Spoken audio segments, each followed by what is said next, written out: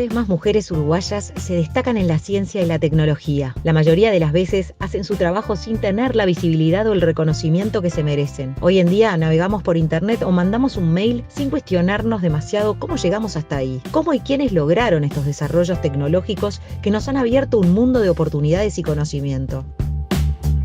Nuestra poderosa de hoy es una pionera que ha jugado un rol destacado en el desarrollo y evolución de las llamadas TICs en Uruguay. Fue la primera latinoamericana en llegar al Salón de la Fama de Internet y ser considerada su madre. Hoy conoceremos un poco más de Ida Holz.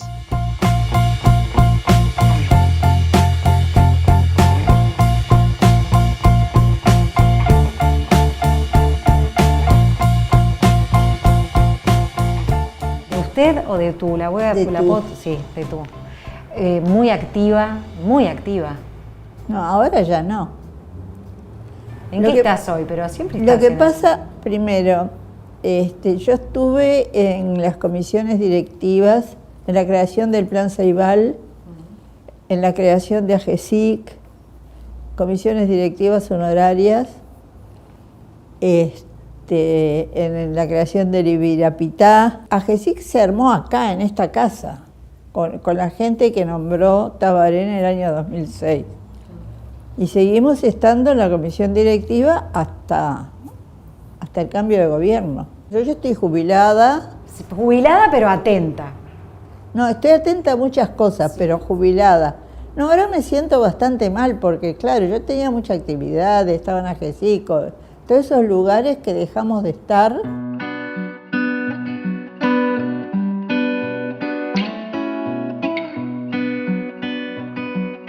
¿Con qué soñaba la niña Ida? ¿Con qué soñaba? No sé. Hay que tener en cuenta, yo soy huérfana de padre desde los 3 años. Me crié en una casa muy judía. Mi abuelo que era rabino, mi tío mayor también. Al único que conocí de toda esa familia eran 11 hermanos. Mi mamá era la menor. La mamá de mi mamá se murió cuando ella nació. Y bueno, mi infancia fue una infancia muy particular. Fue una infancia de una huérfana de padre, de una familia, quedamos muy pobres porque mi mamá no sabía casi español, salía a trabajar y no llegaba, tuvo un bebé, cuando murió mi papá, mi mamá estaba embarazada 8 meses, es decir, mi mamá yo realmente la admiro cada día más, a pesar de que tuve una guerra cuando empecé a salir con Anhelo. Ya vamos a hablar de Anhelo. Pero de todas maneras me parece que fue una mujer admirable. ¿Y en tu infancia las matemáticas dónde estaban? Y yo era muy buena en matemática. ¿Siempre fuiste muy buena en matemática? Muy buena en matemática, en la escuela, en el liceo. Sí, me gustaba. Me gustaba y era buena. Y luego de un tiempo, cuando saliste de la universidad, decidiste en realidad tu vocación era hacer arquitectura. Vos querías hacer arquitectura. Sí, yo quería Previo hacer a eso, por casualidad ahora vivo enfrente a la facultad. Por casualidad ahora enfrente a la facultad. Acá hay una materia pendiente. Pero con 18 años te fuiste a Israel. Fuiste a Israel a hacer el servicio militar, que es un servicio militar obligatorio, a vivir a un kibutz hasta los 22 años. ¿Eso fue una opción o no había opción? No, sí, fue una opción. Fue una opción. Porque esa fue mi educación, así viví de chica, es decir, yo de chica viví siendo una judía, militante judía. Si hay algo en mi personalidad que siempre que hice algo me entregué a eso. Con todo. Con todo. Entonces, claro, estaba en un club judío y decidí irme a Israel.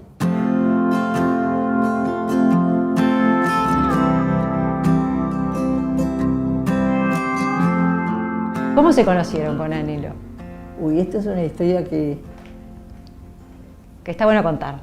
Yo tenía una compañera de trabajo que quería conquistarse a Anhelo. Y una cena y entonces tenía, Anhelo estaba viviendo en una casa de inquilinato en la Ciudad Vieja y había otro pintor ahí que se llamaba Meraldi, que se murió en México. Entonces ella necesitaba un acompañante para Meraldi. Así que vos en realidad fuiste... Yo fui a hacerle pierna. De paleta con el otro. Yo fui a hacerle Claro. pierna. Pero, ¿Y qué pasó? ¿Qué pasó entre las ciencias y las bellas artes? ¿qué pasó? Que Anhelo, yo estaba con una blusa de aquellas de pañuelos que decía que tenía el Partenón. Y que tenía, no, el Partenón no, perdón, el Coliseo. Y lo primero que me dijo Anhelo cuando me conoció fue cómo me gustaría conocer Roma por dentro. Fue lo primero, así. Y ahí se acabó. Se acabó la ambición de mi amiga. Pero no, yo de ahí no acepté eso y no pasó nada, y como un mes después me empezó a ir a buscar al trabajo y ahí empecé a salir con él. ¿Vos ahí ya estabas trabajando en dónde?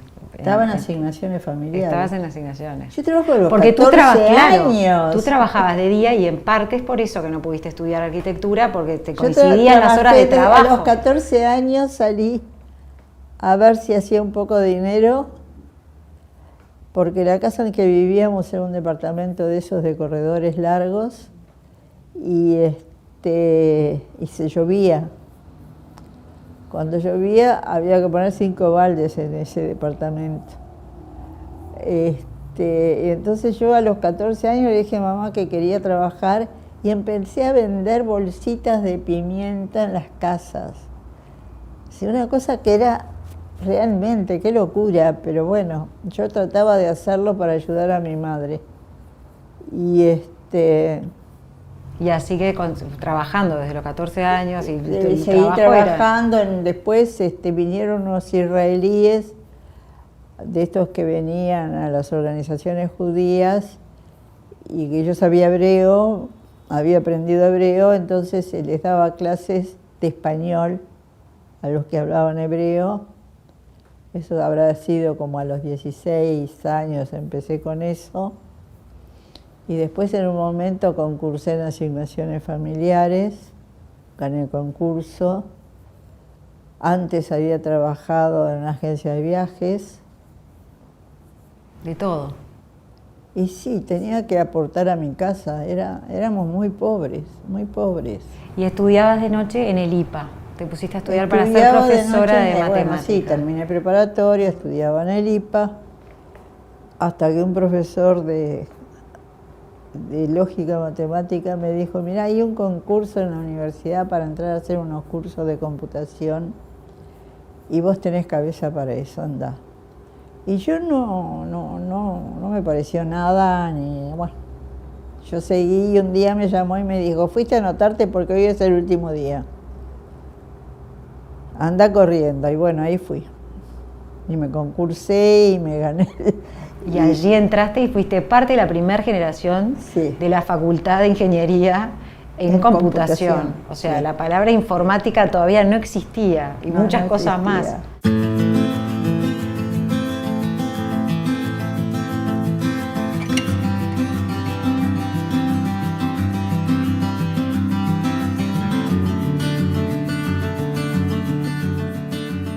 ¿Cómo era la facultad en ese momento? ¿Cuántas mujeres eran las que se habían anotado? Mujeres en la carrera esa éramos 4. ¿Y qué sabían de computación? No sabíamos nada. Porque esa palabra no existía ni en el diccionario. Hubo un precurso, eso fue. Yo me anoté para hacer ese curso que lo daba IBM, que era un curso eran unos cursos que eran 10 días, un examen, 10 días, un examen, 5 cursos. Y empezaron a las 7 de la tarde. En ese momento yo estaba en asignaciones familiares, me pedí permiso para ir entrar media hora antes, salir media hora antes, iba a la facultad y hacía el curso. A esa altura yo ya estaba viviendo con Anhelo. Ah, bueno, te fuiste a vivir con Anhelo. ¿Te casaste o te fuiste a vivir? Primero me fui a vivir, después me casé. ¿Cómo hiciste? Un día te agarraste, mamá, me voy. No, no le dije que me iba. Un día que no estaba, agarré mi ropa y una mesa de dibujo que tenía con unos amigos míos y me fui. Y le dejé una carta. Porque fue realmente una tragedia griega Sin duda. el tema que mi mamá no quería, pobrecita.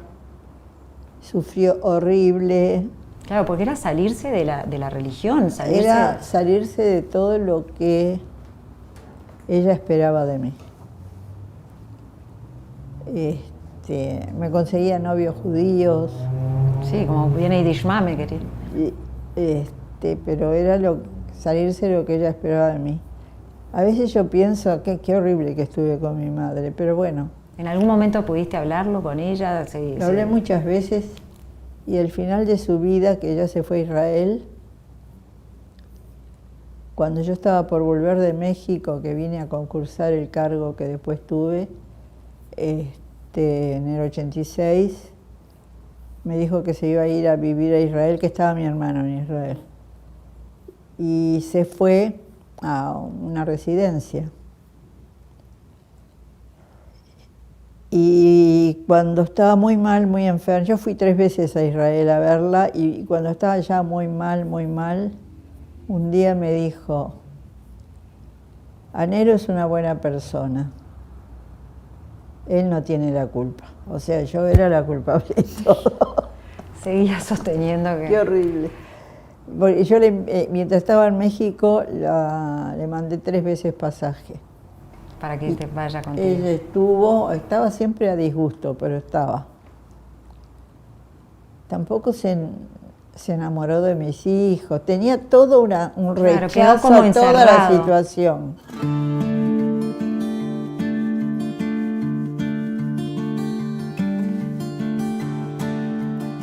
Cuando se van a México, bueno, vivieron con él, te casaste, trabajaste en la facultad, estudiaste tu carrera, trabajaste en la facultad, pero en un momento tuvieron que irse. Con Anhelo, ¿qué pasó? En un momento ¿Por qué la universidad me echó.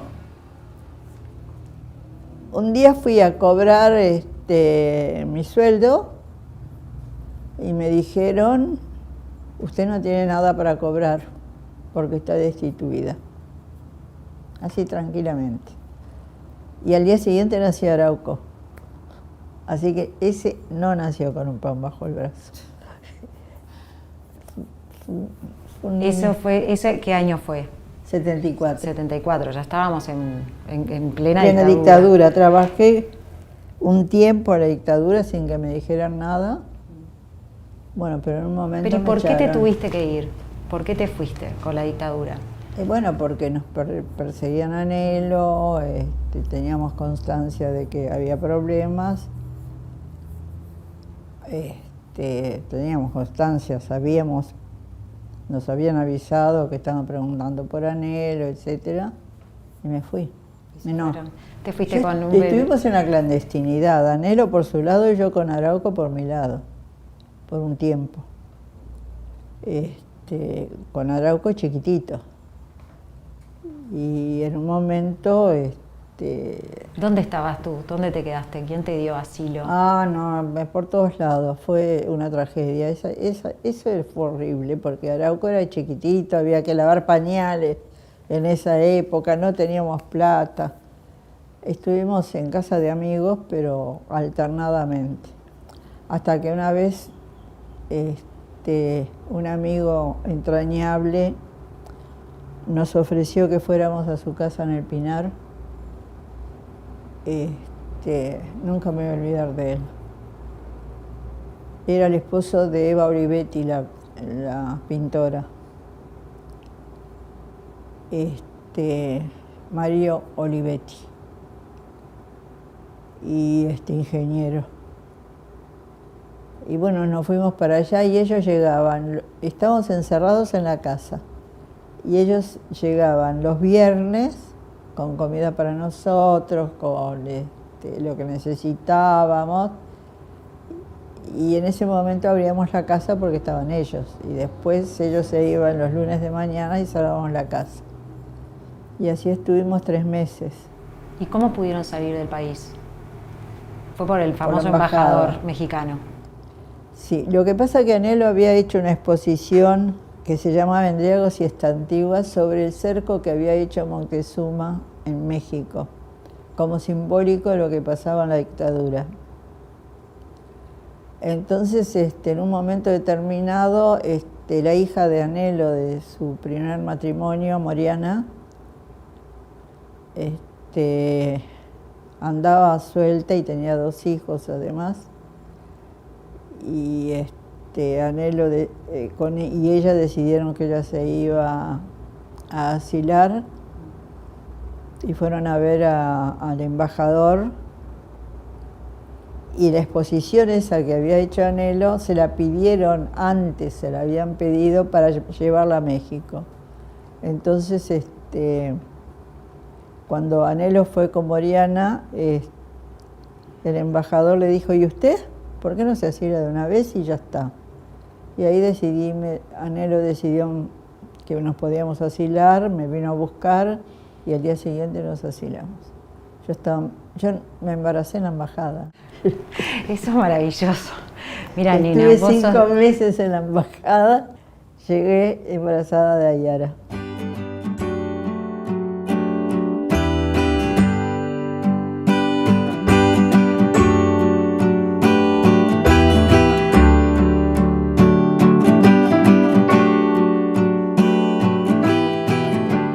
con una carrera muy linda, porque aparte pudo ejercer, ser docente, y tú también. Y allí yo tuve una flor de carrera. Flor de carrera. ¿Cómo llegaste a México y pudiste entrarle a todo? De hecho, no querían que te vayas. Yo llegué, no querían que me vaya. Sí, yo llegué a México, bueno, estábamos en un hotel, que nos daba México como parte del asilo, 2 meses. Y después nos fuimos a una casa. Yo ya había empezado a trabajar porque un uruguayo que ya había llegado antes que yo me había recomendado se llaman Secretaría de Agricultura en la sección, la Dirección General de Economía Agrícola. Y ahí entré embarazada de 6 meses. Y le dije al director cuando me entrevistó, le dije, mire que yo estoy embarazada. Me dice, sí, pero hasta que tenga, yo fui embarazada muy chiquita las 2 veces. Y no, le dije, mire que yo en 3 meses voy a tener un bebé. Dice, nosotros la vamos a ayudar, le vamos a dar una licencia, todo, usted necesita eso. Se porta maravilloso, maravilloso. Y bueno, y ahí trabajé, y en la licencia que me dio, me mandó a un economista que quería hacer un modelo de economía de Cuernavaca, si podía hacerle un programa, porque él había hecho una encuesta, le hice el programa, y después que nació Ayara, y yo estaba de licencia, me llamó y me dijo que fuera en 1 hora al Palacio Nacional, que me estaban esperando, porque iba a ir a la CEPAL, porque había que hacer un modelo de la economía mexicana, un programa. Me explicaron lo que querían, yo le dije que se podía modular y se podía hacer, y en ese momento me contrataron. Y yo ganaba, en el trabajo donde estaba, en economía agrícola, ganaba $400 y ellos me ofrecieron 1.000. Wow. No lo podía creer. Yo después dije, soy una idiota, le hubiera pedido pedido más. 1.500. Pero bueno, estaba tan enloquecida, y además México era muy barato, muy barato. Así que ahí los dos pudieron hacer carrera. Sí, más y tú. yo de ahí empecé a hacer carrera y terminé con un cargazo un cargo de directora. ¿Por qué entonces, y eso es una pregunta que a muchas personas le hago cuando me hablan del exilio, hay un momento que el corazón tira, la patria llama y uno quiere volver a su país, volver a casa? Mira, te voy a explicar. ¿Por qué? Nosotros estamos fascinados con México. México es un país maravilloso. Ni que hablar para Nelo, que es un país para la cultura, con museos extraordinarios, todo lo que quieras. Pero siempre te queda esa cosa de que vos te fuiste obligado. Me acuerdo que cuando me ofrecieron un cargo altísimo, la coordinación del Sistema Nacional de Información, y me lo ofreció Salinas de Gortari, que era el candidato que iba a ser presidente, porque había sido mi jefe. Y yo le dije que no, porque nos estábamos por ir. Me dijo, Ida, ¿cómo te vas a ir? No estás bien, te estoy ofreciendo, nunca vas a tener un cargo así, etcétera. Le dije, primero, que yo era extranjera y el Sistema Nacional de Información me parecía que no correspondía a un extranjero, pero segundo, que yo había llegado a México sin elección, es decir, México porque daba asilo, y que yo creía firmemente que México merece ser elegido. Con lo cual, bueno, me dijo que era una tonta, no sé qué. Estuvo en Uruguay de visita ya siendo presidente y preguntó por mí. Me estuvieron buscando. ¿Y dónde estabas cuando vino él como presidente? Lo fui a ver. Lo fuiste a ver. Lo fui a ver, sí. ¿En qué año fue eso?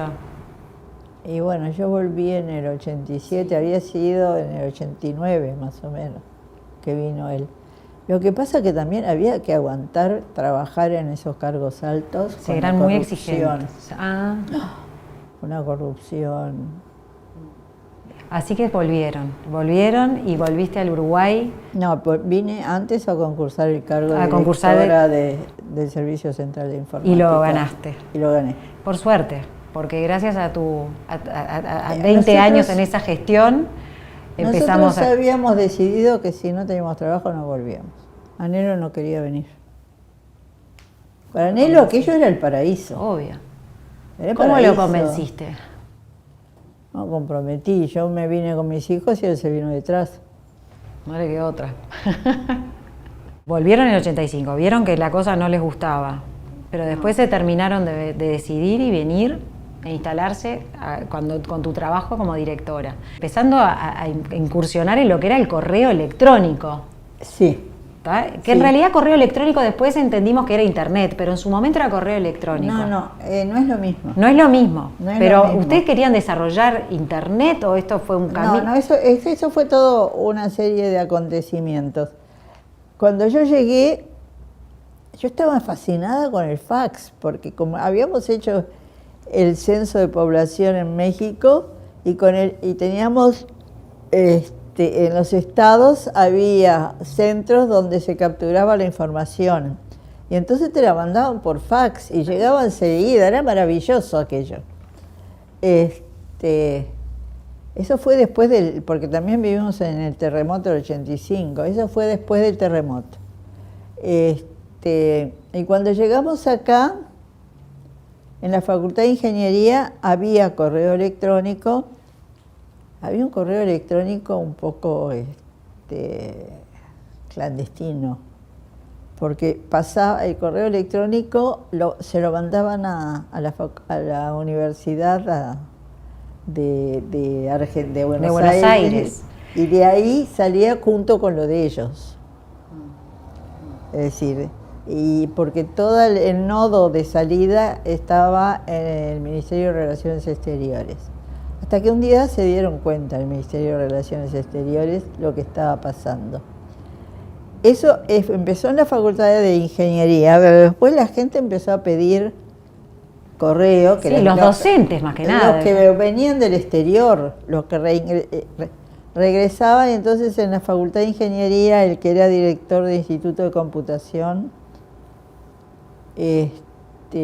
Juan José Cabezas, una persona a la que yo admiro profundamente, me preguntó si me animaba a que el Servicio Central de Informática tomara la responsabilidad de administrar el correo electrónico para toda la universidad. Y yo dije que sí, tranquilamente. Y además no solo empecé a hacerlo con la universidad, sino que le ofrecí a la Horta, a la Ocudal, al Clemente Estable. O sea, vos siempre buscaste la inclusión de lo público y lo privado. Yo siempre busqué que la academia y los investigadores trabajaran y tuvieran las oportunidades de trabajar en lo que pudieran. Lo de la Horta y la Ocudal en aquel momento lo hice clandestino porque había todo un prejuicio contra las universidades privadas. Pero bueno, yo había vivido en México y ahí se convivía. ¿Sigue existiendo ese prejuicio? ¿Lo seguís? No, ya no. Eso ya desapareció. Bueno, hay gente que es muy conservadora, pero en general eso como hecho desapareció. Bueno, ¿y cuál es la anécdota? Es cierto que con Brovetto, que en su momento era el director, ¿cómo fue esa anécdota? Que hicieron una trampa para Yo poder... hice una trampa. Siempre la que hace la culpable trampa fuiste soy vos. yo. Siempre fuiste vos. Siempre Quedó fui yo. clarísimo. Entonces no metamos más el nombre. Pero ¿cuál fue esa trampa? Porque tuvieron que salir a convencer. Lo que pasa es gente. que nosotros habíamos ido a una reunión en Río. Yo me fui con los que estábamos trabajando en correo electrónico, en la instalación que se había instalado, con routers y todo, y vimos internet por primera vez, es decir, internet real, el internet que había, que se comunicaba, que mandaba documentos, que sacaba, no era correo electrónico. ¿Ahí fue la primera vez que viste eso en acción? La primera vez que vimos, había Gopher, en vez de del web había Gopher en ese momento. Después hubo Mosaic, que no había imágenes. Bueno, y entonces yo llegué, averigüé todo y llegué con un embale de la mamá mía. Y pedí en Antel una línea directa a Miami, que era lo que se necesitaba para tener internet. Miami porque había un centro en la Florida, en la Universidad de Florida, donde se conjuntaban los enlaces de América Latina, la Universidad de Florida, con la ayuda de la National Science Foundation. ¿Y Antel qué dijo cuando le pediste el link? Que no. Tus amigos de Antel. Que no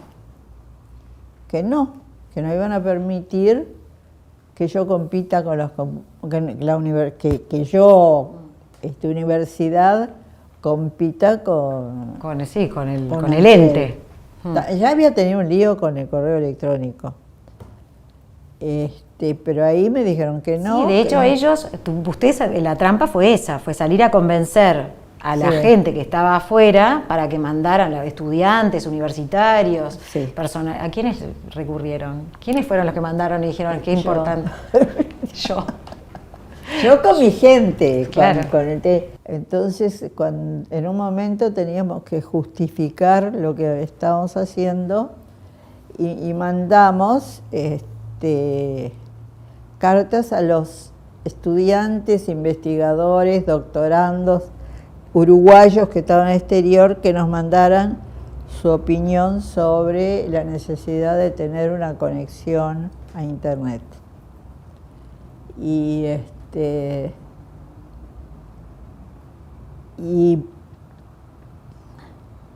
nos mandaron todos a favor, porque era evidente que se necesitaba y que ya en el mundo existía. Entonces armamos unas carpetitas con todas esas cartas y las entregamos a todos los miembros del Comité Central de la universidad. Y fuimos a defender nuestra posición. Y recién en el año, porque muchos deben de estar en su casa haciendo las cuentas, cuando sale de la esfera universitaria y se pone al servicio de la sociedad uruguaya. Y fue en el 95 que empezamos entonces nosotros a... Y el enlace me lo dieron en el 94. Pero el enlace salía $70.000 por mes. Esa fue mi trampa. que yo le fui a ver a Brovetto y le dije, Brovetto, necesito que me firmes esto. Y me dice, ¿qué es esto? Mira, es un contrato con Antel para tener internet. No lo leyó. Y lo firmó. Menos mal que no leyó, mira. Yo no sé qué hubiera Menos mal que hecho. creyó en vos. No lo leyó y lo firmó. Esa fue la trama. Y también después en algún momento también propusiste la unión de América Latina, porque no solamente Uruguay jugó un papel importante. Eso fue en Río. Cuando estuve en sí. Río, cuando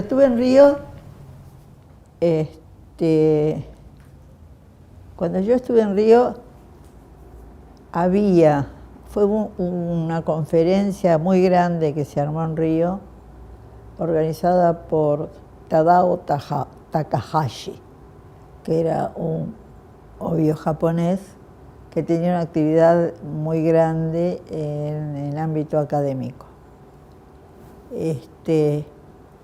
Y había el representante de la National Science Foundation y un representante de la red IRIS, la red española, que se habían confabulado con Tadao y con algún otro para armar una organización latinoamericana, dirigida por ellos. Claro, insólito. ¿Eh? Insólito, las autoridades... Entonces ellos estuvieron hablando con varios latinos que había,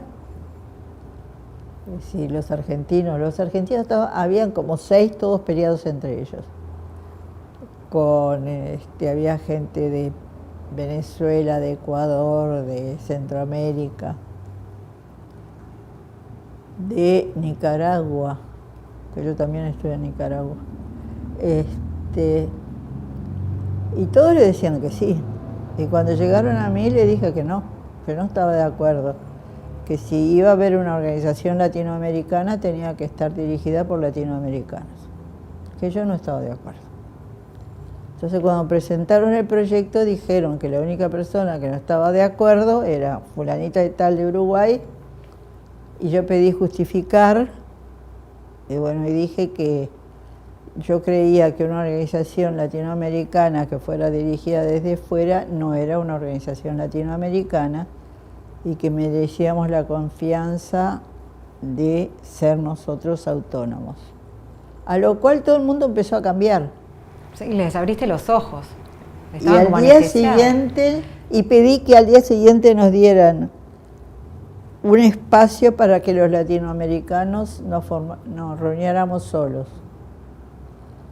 Esa noche... Eso fue una rebelión, eso fue identificar también algo propio de los latinoamericanos, que siempre estamos como mirando... Lo que pasa es que los ingenieros no eran políticos, y yo había hecho un exilio, y había hecho un montón de cosas, yo tenía otra visión más política del mundo.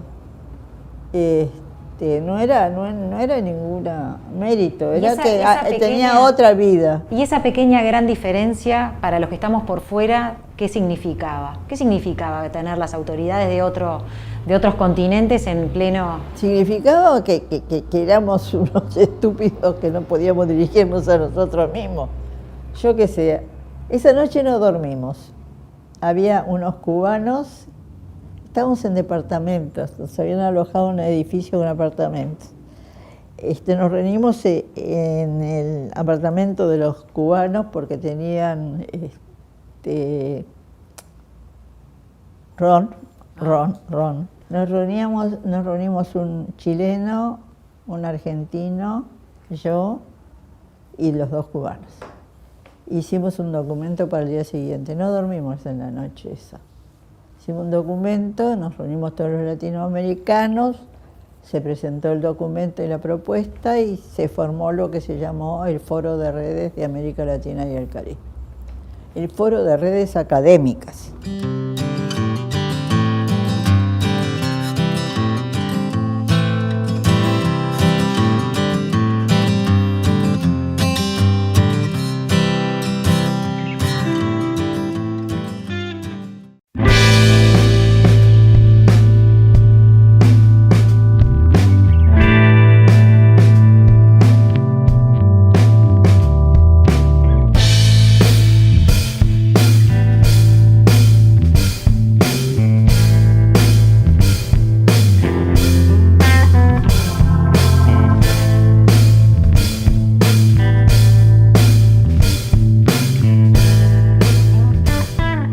¿Sos de consumir tecnología?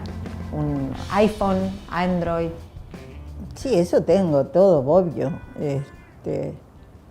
Yo siento que en este momento yo quedé atrasada con el software, porque bueno, me fui, Anelo se murió en el 2010 y yo en el 2011 dejé la dirección.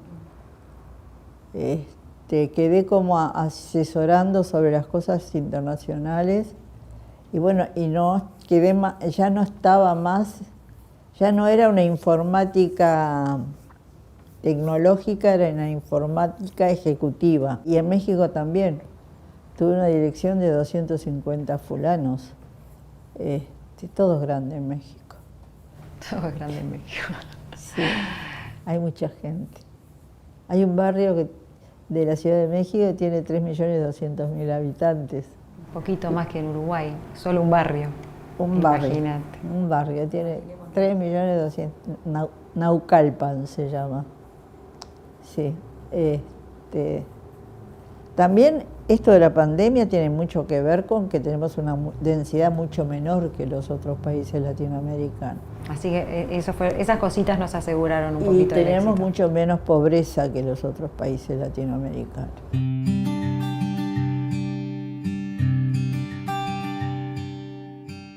Ida, ¿qué te sigue sorprendiendo? No sé. Ya no sé. ¿Y qué te da miedo?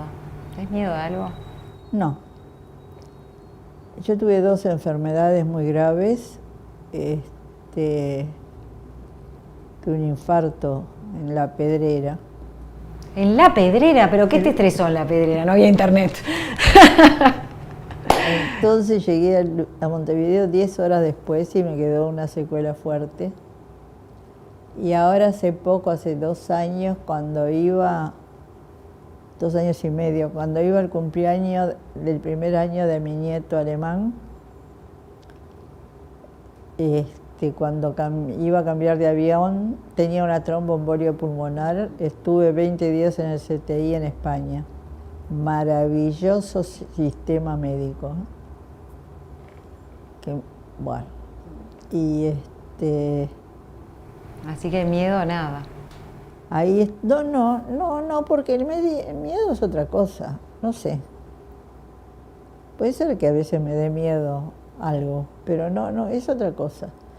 Yo lo que estoy es decir, yo vivo, no tengo compañero, vivo porque tengo 2 hijos muy buenos. 2 hijos, uno cineasta y la otra bailarina. Danza contemporánea.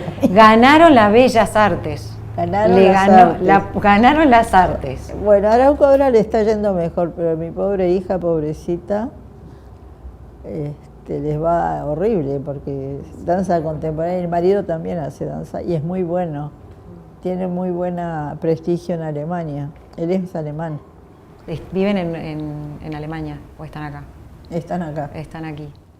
Ayer me dijo un día que se asustó de verme morir, porque me iba a morir en España, no se sabe cómo me salvé, el médico tampoco entendió, y se vino acá, pero yo supongo que se van a ir porque no tienen... Ella está dando clase en la universidad, pero... Es difícil. En la universidad grado 1 vive un día, 2 días, 20.000 pesos, gana 25.000 pesos. ¿Ida y nietos? 3. 3 nietos. ¿Edades? Bueno, esta que cumplió, todos de 4. Ánica, que tiene 4 años. Ánica es con A, pero es sueco, porque es hija de sueca. Amaru va a cumplir en septiembre 4 años. Y Astor va a cumplir 2 años el 6 de octubre. ¿Cuál es la tradición de la A? Mi suegro era anarquista y le puso a sus hijos con la A de anarquía. Albor, Anelo, Amado.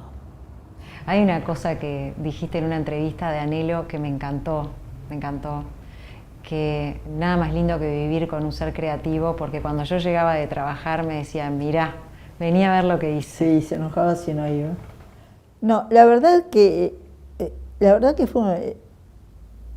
un compañero para mí extraordinario, porque los ingenieros en general viven en un mundo muy acotado de la cultura. Y bueno, con Anhelo era imposible vivir así, ¿no? Y entonces me abrió muchos campos de conocimiento, mucho amor a ir a un museo, a Anhelo, que no le gustaba levantarse temprano, pero por ejemplo en París, que estuvimos 2 meses, se levantaba a las 7 de la mañana. Yo había comprado una cocinita chiquitita de gas para hacer el desayuno en el hotel. Se levantaba porque a las 9 abrían los museos. Y una vuelta en el Louvre nos pasó que a las 5 de la tarde cerraron el museo y no estábamos adentro. Y además no solo estábamos adentro, estábamos en el subsuelo donde estaban las momias. ¡Ay, qué susto! Yo me decía, Anhelo, yo no duermo con la momia, yo no duermo con la momia. Y en eso pasó un portero y ahí nos abrió. Pero no había manera de salir. Estaba todo oscuro y nosotros ahí adentro. No. Pero sí fue muy rica la convivencia con Anhelo. Fue un compañero que te generaba mucha necesidad de ver cosas culturales. Era además un ser muy simpático, muy agradable, muy buen padre, muy buen padre. Y bueno, lamentablemente se fue.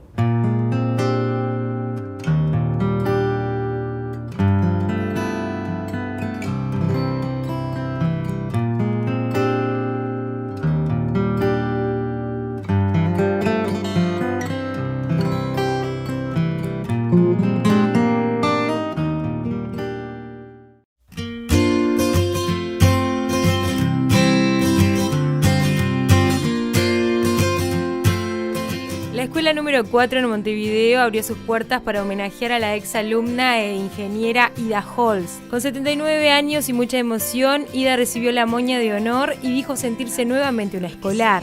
Es muy emocionante que uno vuelva a ser un niño casi en esta escuela donde yo estuve tantos años.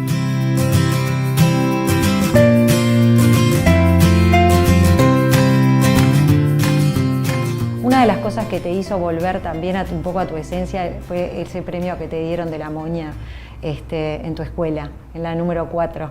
Sí. ¿Cómo fue volver a tu escuela, a recibir esa muy distinción? Digo, me han dado muchos premios, sí, pero ese premio para mí fue muy emocionante, porque realmente fue muy emocionante charlar con los niños, que me preguntaban cosas. ¿Qué te decían los niños? Me preguntaban cómo hacía, qué era, para qué servía. Si no había antes, por qué no había antes, el plan Ceibari y todas esas cosas. Me preguntaban muchas cosas, era muy lindo. Es muy lindo eso de que los niños se interesen por saber la razón de lo que tenemos, ¿no? Y cómo se fundó y cómo se creó y todo. Fue muy lindo. ¿Y para ti volver a esa escuela? Para mí volver a esa escuela fue muy emocionante.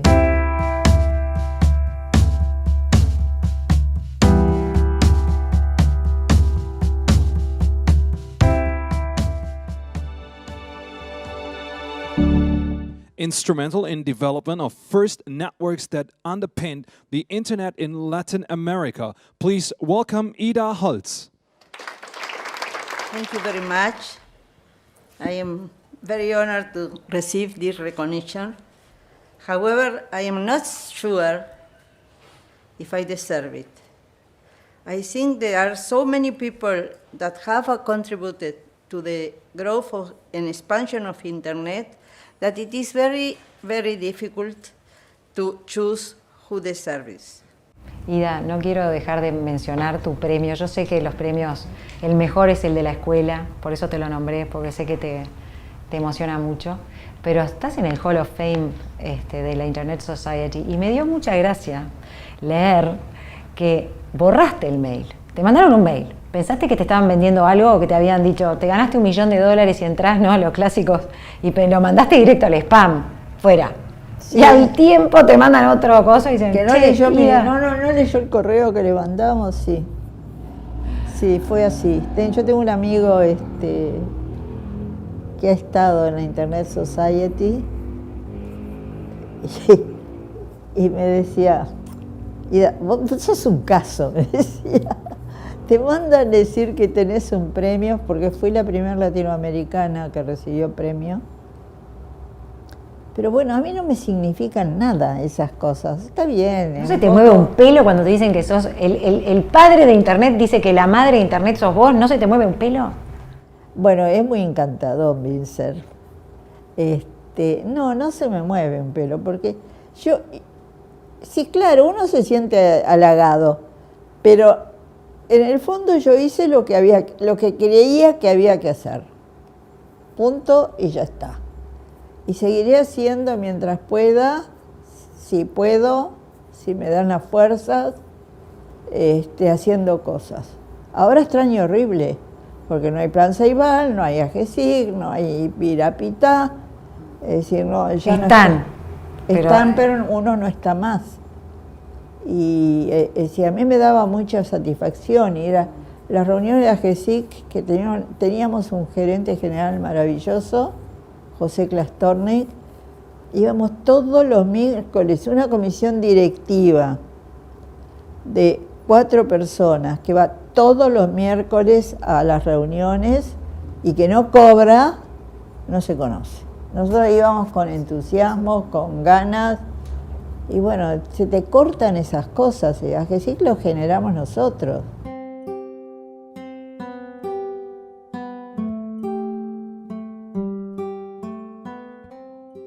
Sé que no te gusta el nombre del programa porque nos dijiste, pero yo te voy a preguntar, y también sé que te voy a hacer una pregunta que no te va a gustar, pero te la voy a preguntar igual porque vos vas a saber surcarla. ¿Cuál es el poder de Ida Holz? No sé cuál es el poder de Ida, yo no tengo poder.